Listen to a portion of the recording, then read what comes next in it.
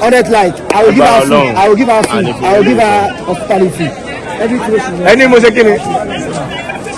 Please, to me right now. Let's go on. Let's go on. Ọlọ́run bá tẹ ọ̀gá wa sáré fẹ́ rí gbogbo wa náà ṣàwàlá iná ká ṣàmàṣe dáadáa. Gbàdá tó gbọ́n pa ẹgbẹ́ báwo lè rí rárá báwo lè fi.